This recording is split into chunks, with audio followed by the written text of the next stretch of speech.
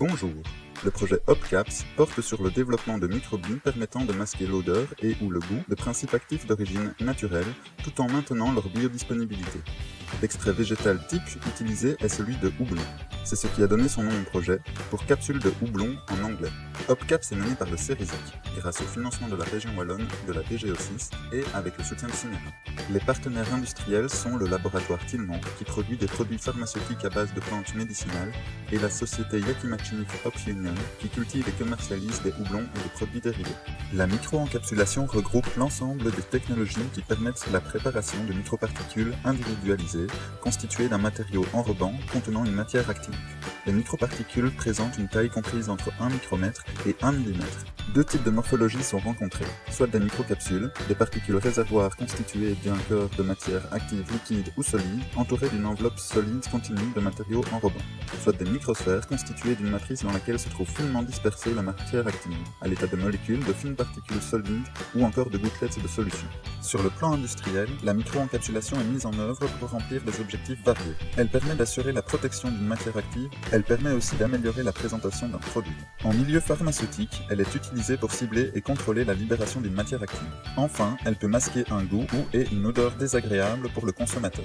Le processus de microencapsulation utilisé peut être divisé en 3 étapes. L'étape 1 consiste à préparer les différents composants formant la microbille. 3 composants sont mélangés en milieu aqueux.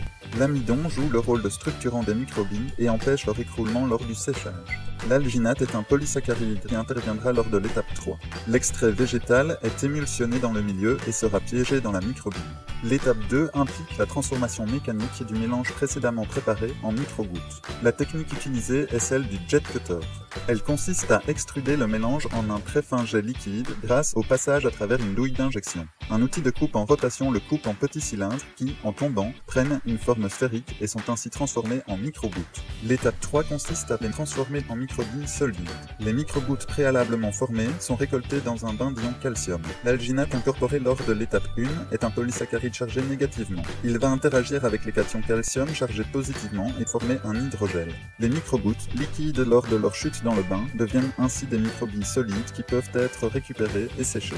L'extrait de houblon présente de nombreuses propriétés bénéfiques pour la santé. Il possède cependant des propriétés organoleptiques désagréables pour le consommateur. Il a de plus une consistance très pâteuse à température ambiante qui le rend difficile à manipuler. L'encapsuler dans des microbilles a permis, en plus de masquer son goût et son odeur désagréable, de le transformer en une poudre très facilement manipulable.